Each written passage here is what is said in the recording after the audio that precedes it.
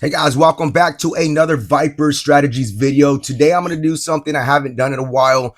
Someone has sent me in a strategy from another channel. It comes from Bet with Mo's channel. It's called 3-Corner Fibonacci. It has a bankroll of $696 and it has 11 levels in the progression. So we're going to go ahead and give that a run and see how well it does against some real spin data. And then from there, if it does well, we could go ahead and do a couple more tests with different data sets to see if it works out good. If not, then we'll pivot and then we'll go ahead and see if we could fine tune it, make some adjustments, see if we can make it any better. So with that being said, I do want to mention we do have a holiday special. We were a little late on creating it, so we're actually going to extend that out to the end of January. If you're interested in that, go ahead and check down in the description below. And with that being said, let's go ahead and just jump over into the VSB. I'm going to show you the build first. It's very quick, very easy to do. And then from there, we could run the test. Okay, so this is going to be a quick build. It's pretty basic. It's going to follow a negative progression. We're using Fibonacci. But I'm coming down here. I'm going to show you the bet placement. I'm going to play exactly how it was shown and explained to me. So I'm going to put these corner bets. We're just picking 3 corner bets. You can see they're in the middle of each dozen. So we're going to have one on the first dozen, one on the second dozen, and then we're going to add a third one to the third dozen. So we're going to keep it right in the middle, just how it's played out. And then I'm going to go ahead and save this. After this, I'm going to show you a visual real quick, just so you can kind of see the bet placement. So let's go up here, make sure we get everything all set up. Okay, so now I got the European wheel set shown right here, and you can see the bet placement. I highlighted where the bets are actually laid out, and you can see there's only 2 spots where they're right next to each other. So I did want to show you that. It will be different if you're playing American wheel, of course, but I prefer, and many of you guys do have the option to play with a European wheel. I always suggest that if that's a possibility for you. So I'm going to go ahead and save everything. I'm going to go ahead and save it to the software. That way we could go ahead and test it out. And we'll go ahead and save that, close this, and let's get a session started. I'm going to have to stop this session. All right, so let's start a session. We're going to skip that. Okay, balance. We're putting in $696. That's the bankroll for this strategy. We're using dollars as the unit size. So let me make sure I have everything all set up here before we run the test. And then I'm going to show you the visual with the graph. So it's a nice visual so you can see the ups and downs of a strategy. So right now I'm going to just go ahead and make sure I add it to this is the orchestrator. So traditionally, we use this to cycle through different strategies. So if you have like 5 of your favorite strategies, you could set little mini profit goals for each of them. So let's say you want to make $10 before you switch to another strategy. It's another way to reduce the volatility of playing a session. So we also have a stop loss. So you could set that to, let's say, stopping at 10. So if it loses $10, then it cycles and goes to the next one. So you're kind of doing kind of like a merry-go-round with these strategies. So I'm just going to be activating just the one we're testing today. And of course, that's 3-corner Fibonacci. I'm going to select a file. I'm thinking, let's go with the $500 spin data set. And of course, this is European spin data. So let's get this set up over here and let's start the test. And then I'm going to let this run out all the way through. So it's either going to make it all the way to 500 spins or it's going to bust. And then from there, we'll see what we're going to do, whether it's good. If it does perform well and it does survive all 500 spins, then we could throw a couple different data sets at it. If it doesn't, I like to keep the same data set and then make some fine-tuned adjustments and modifications to see if we could make it a little bit better. So this is what makes the software great, because then you could go in and you see a strategy somewhere on YouTube and you think it's good. Well, you obviously want to test before you invest and see if it's good for you, because everyone does have a different risk threshold when they play this game, right? So some people like it a little bit less risky. So that's what's great is you could go in there, you could add the strategy, run it in its original form. And then from there, if you don't like it, maybe it's too aggressive with the progression or whatever you don't like about it, make those adjustments to it, run it again and tweak it until you find that right setting for you. you know. So I'm gonna let this run through. And oh, one other thing, I did slow it down. I did this because so many of you guys did request that I slow it down, that way you could kind of track and follow everything all the way through. So I did slow it down, but after this test, I will catch up with you and then we'll pivot from there and go over the results.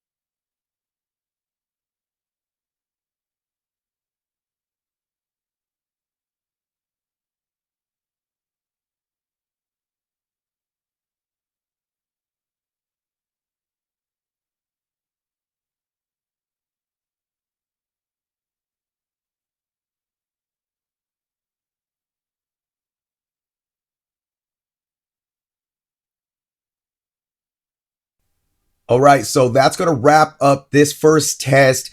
And I thought it was going to keep going. It was like a steady climb. And then we had one dip right there. And then it didn't quite lose bankroll. And then it kept going up and up. And then we hit that second dip. And then from there, it ended up busting. So I just want to review some of the results. And then at the end, I will go ahead and after we make some adjustments, I could compare all of the tests and see which one panned out well. So this one did make a significant amount of money. It maxed out at $663. Again, starting bankroll was $696, and we ended up busting the bankroll, but we did make a good amount of money. Again, $663 in profit before it busted. So keep that in mind. So I'm going to pivot over to make a couple adjustments. Actually, I'm going to make one adjustment. I'm going to keep this the same. I'm going to keep it on Fibonacci. I think that could be changed too, but I'm going to add virtual misses. So this really just gives the progression a head start. So it's not going to start betting. Let's put 2 in here. I think 2 is good, meaning that the bets that I have laid out, I need them to miss at least 2 times before the betting progression starts.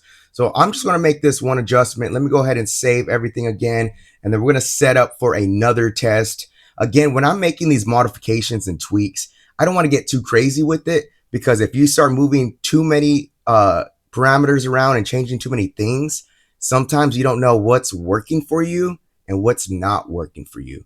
So let's get everything set up again and see if this test will be any better. So 2 virtual misses using the same data set. And after the fine tuning process, that's when I go in and I just throw different data sets and just run that stress test until it fails. That way I could see all the highs, all the lows, and run it that way. So I'm going to let this one run out and then we will catch up at the end of this test and see if this is a better adjustment. And then we'll go from there.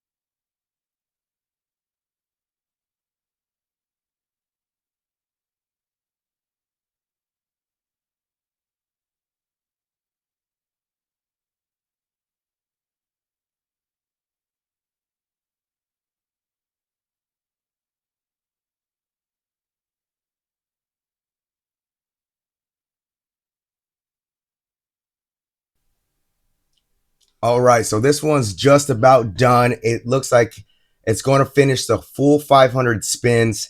So let's go ahead and stop this one. This one also did have some dips. It looks like it wanted to climb back up towards the end right there. But again, we just ran it through the 500 spin data set. So let's go ahead and stop this and review. This one did a little bit better, not as high of a profit. The profit high I got here is 510. And again, same starting balance for each of these tests. So this one did not bust. So that's one key takeaway. But it did dip down. So profit was at, I have 510, if my math is right. And then the profit low was, we went minus 573. So I have one more idea that I think would be a good adjustment, a good little tweak that we can make this, better. So let me go ahead and jump into the VSB, and then we will go ahead and make that modification, and we'll give it another test run and see how that one pans out. So let me go here and pull it up. All right, so we're back into the strategy builder.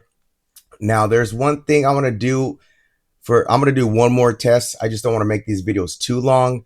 So I'm going to show you a different way to place your bets. We're still going to use the 3 corners, but instead of using the one that was shown in the previous test, I like the grouping on one half of the board with this new layout. So still same 12 number coverage using 3 of the corner bets, but instead we're switching those corner bets based on the layout of the actual wheel, the actual European wheel itself. I've done videos in the past showing plain sections and slices of the wheel that panned out very well. So I wanted to keep that idea. So I spent some time to go in and then kind of figure out, okay, where's the best placement for corners that has the tightest grouping. So all we're going to do here is we're simply going to edit the step. This is just a 1-step build, very easy to follow. So I'm going to go ahead and adjust these, because right now the only one that's going to stay the same is that first corner, the 5, 6, 8, 9 corner. We're adding that 10, 11, 13, 14 corner. And the last corner we're putting in is that 16, 17, 19, 20 corner. So let me go ahead and save this. And then we're going to save this. And then we're going to add it to the software. And get everything set up. And let's see if this is any better. Again, we're going to run it against the same data set. I do have some, I think, Fibonacci progression for this is strong. It's good. You can see because it's making money, but also you can hit those bad tests, those bad spins. So I have some ideas on adding some protection to a strategy like this, and I'll review that once we go over the testing results for these tests at the end of the video, and I'll talk a little bit more about that, because we do have a bunch of safety parameters, and a lot of times they make sense. Excuse me, depending on what type of strategy you're running. So this one, I have a couple ideas already. So I'm going to let this last test run go through, and then we'll go ahead and catch up at the end of the video, and I'll talk more about that, and we'll compare all 3 tests.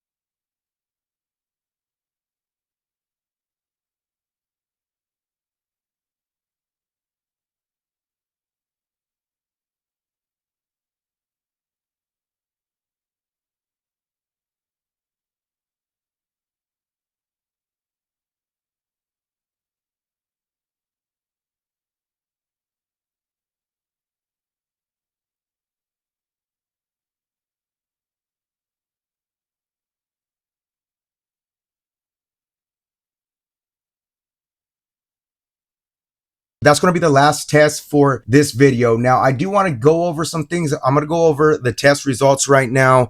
Very interesting results that we have here. And then I'm going to talk more about what we can do to make it even better. So, of course, you got top left, the original format. I did the original way it was presented to me. And it did make the highest amount of profit at $663 before it eventually busted. It went to 310 spins before it busted, and you could see it did make a significant amount of profit before it actually busted. Now, it's very difficult to find strategies that will last over 1,000 spins. So I look at this and I see in the short term, you can definitely use this to make money. Now, I'm going to be releasing a video soon on breaking down. I'm going to be showing a little bit more in depth how to make money using these strategies, because of course you want to find the best strategy. You want to refine that strategy to its best abilities and capabilities. But there's so much more into playing this game than just finding that holy grail strategy.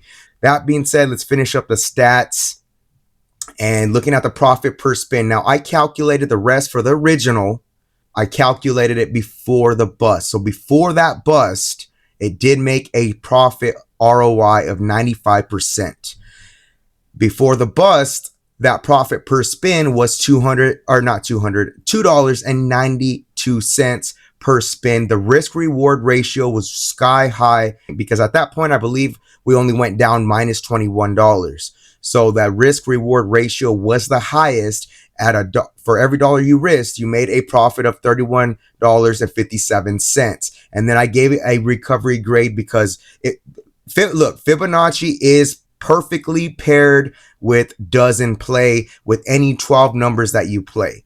So any hit will get you into a new profit before you reset. So keep that in mind, because I think to dial this back and make it a little less risky, you could do a less aggressive progression with a D'Alembert ladder.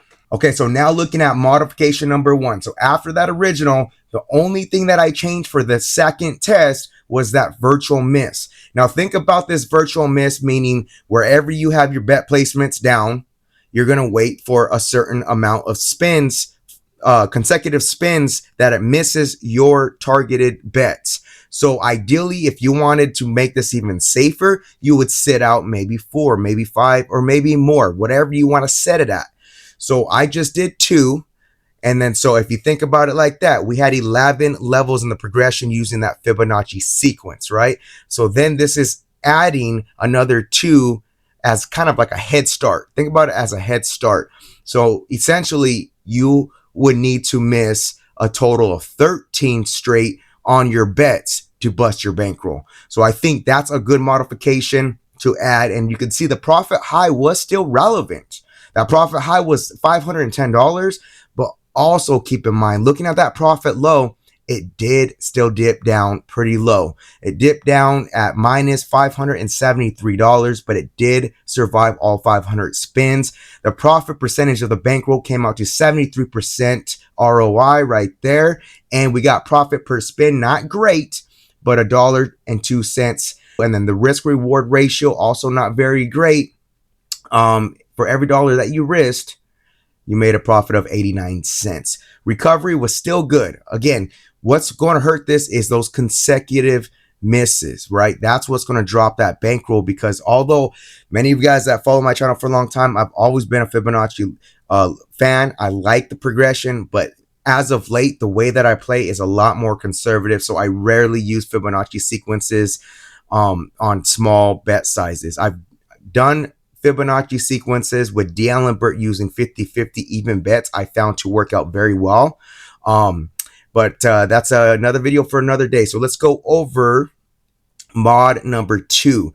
So I kept the virtual misses at 2, but this is another strong belief of mine. Okay, so I find that it's very difficult to continuously miss a large section of the wheel. Okay, so I wanted to go in, analyze a European roulette wheel, and figure out what 3 corner bets were condensed most. And that's what I found. I found most of them were on that side of the board with the 3 that I I changed to. And I just like playing like that. I like those gaps tight. I don't like there to be any gaps. But again, we were limited to 12 numbers using 3 corners. So that's what I came up with. And it actually did run the best out of all 3 tests. So we got a profit high of just under the original at $651, but we only went down minus $315 worth of our bankroll, and it survived all 500 spins. Profit percent of the bankroll was at 94%. Again, no bust on that last run. And then the profit per spin boiled down to $1.30 per spin. Risk reward ratio was for every dollar we risked, we made a profit of $2.06. Recovery grade, again, throughout all of these are good because we're using Fibonacci. With that being said, that leads me into my final thoughts on this. We can see adding those virtual misses, that's only going to help this, especially with the low coverage. If you could just wait out, you know, ideally, probably more. That would be a fun test to try out if we put that super high. Let's say we bump it up to like 5 or 6 virtual misses and do, you know, thousands of spins on that. And if we see the majority of the time that it's hitting at that 5th or 6th level in the progression and not using all 11 levels, that would actually make sense to be like, okay, now that we've seen that data, maybe we can get a little bit more aggressive with the progression and shorten that progression to make profit quicker so we could get up and get out. Also, another good one would be adding a consecutive loss protection. Now, this makes sense for some, but not others. What I mean by that is if you lose, let's say, 2 in a row, what it's going to do is it's going to sit out a spin or 2 or whatever you define the entry point to go back in. Okay. Now, that might not make the most sense for this type of coverage, is because you kind of don't want to miss out. Because let's say you just went 2 consecutive misses, right? And then you stopped your bet. Well, what if it comes in and hits that next bet? Then you're like, oh, well, that just defeats the purpose. So I typically like to use the consecutive loss protection parameter on more high coverage bets. Mostly if I'm doing like 24 numbers or 18 numbers, that's where it makes the most sense. But it is still an option and it can still work out with this low coverage. That leads me to the next point. So safer progression from the Fibonacci, you can simply go back to a basic D'Alembert. That's an idea to play around with.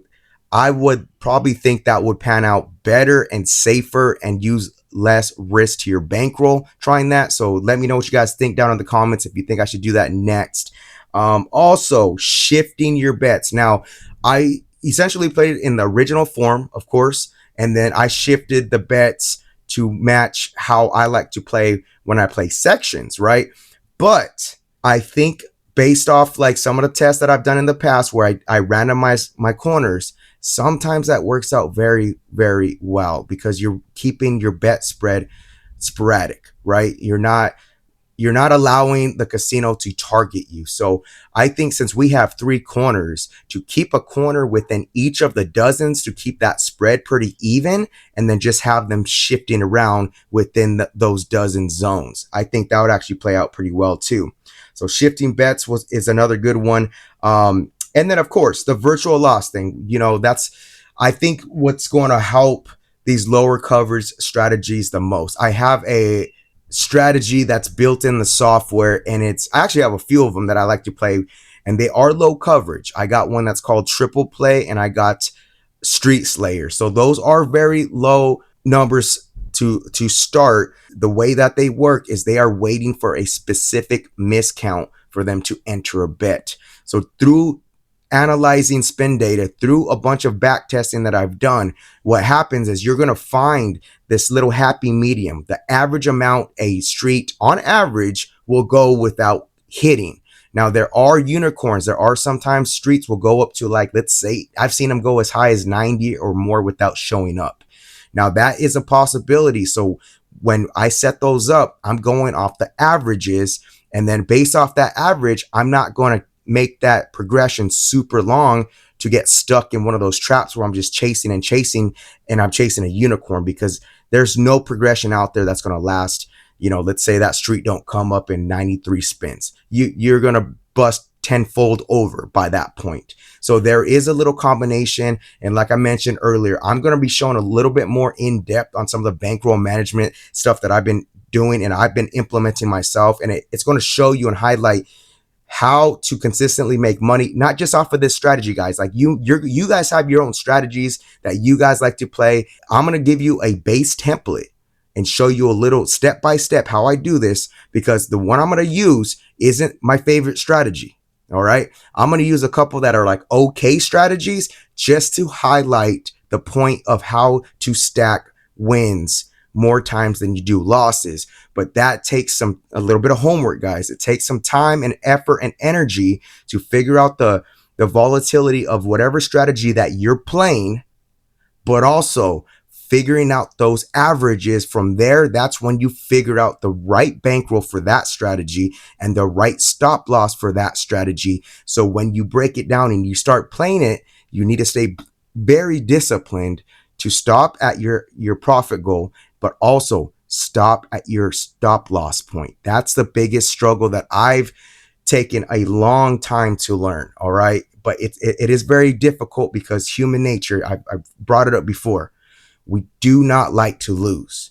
And there's been times in the past where I'll lose my money. I'm just like, oh man, let me just get back to even, or let me just get a little bit more back and I'll stop. But the problem is you don't stop. So predetermining your profit goals, number one, predetermining your stop loss, number two. But actually the number one rule is to protect your bankroll. That's why I'm going to show this in an upcoming video, to show you how to regulate. And what it boils down to is you need to track everything. You need to get an Excel sheet. You're going to need a Google Doc. You can get a piece of pen and paper and go old school. However you want to do it, you need to track everything, because if you don't know your numbers, you don't know if you're overall in a net negative or you're overall in a net positive, you know? So I will touch on that. And I know this is, again, I get long-winded, but I'm just trying to share as much information with you guys as possible. So again, that's going to wrap up today's video. Let me know what you guys think in the comments down below as usual. And this is going to be posted on New Year's Day. So happy New Year's to everyone. And of course, guys, till next time, be cool, stay cool. Peace.